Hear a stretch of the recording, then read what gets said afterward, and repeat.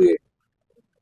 اس کے علاوہ 2 صوبائی اسمبلیوں پہ جو پشاور کے اربن علاقے ہیں جہاں ٹارگیٹڈ انہوں نے لوگوں کو پاس کرایا ہے کے پی میں. اور کے پی میں چونکہ ہمارا کلچر یہ ایسا ہے کہ یہاں پہ کسی سے جیت چھیننا کوئی آسان کام نہیں ہے.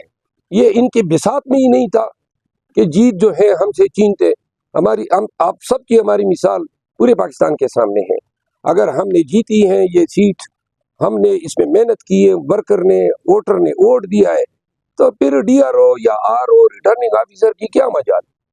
البتہ ایک چیز میں واضح کر دوں، کے پی میں پولیس نے ہمارے ساتھ بہت زیادہ ظلم کیا، اور اس میڈیا ٹاک کے ذریعے میں یہ وارن کر رہا ہوں کہ جہاں پہ بھی جس پولیس آفیسر نے غلط ایف آئی آر کی ہے ہمارے ورکرز کے خلاف، اس تمام کا خمیازہ بھگتنا ہوگا آئی جی کے پی کو.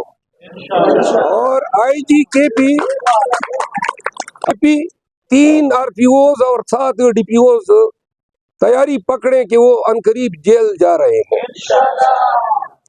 میں خود ان کے خلاف کیسز کی پیروی کروں گا. چھوڑنا ہم نے نہیں ہے. جو ظلم آپ نے کیا ہم وارن کرتے رہے آپ کو کہ باز آ جاؤ باز آ جاؤ.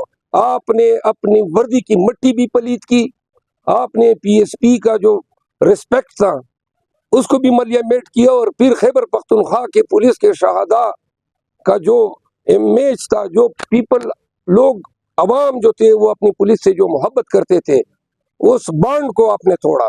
آپ نے اپنے اقدار کو بری طرح ملیہ میٹ کیا.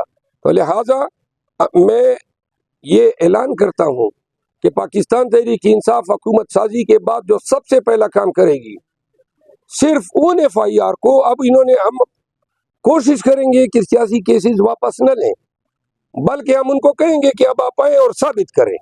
جدھر کوئی ایس ایچ او یا ڈی پی او کیس ثابت نہیں کرے گا اس کے خلاف ہم حکومت میں آنے کے بعد پرچے کریں گے.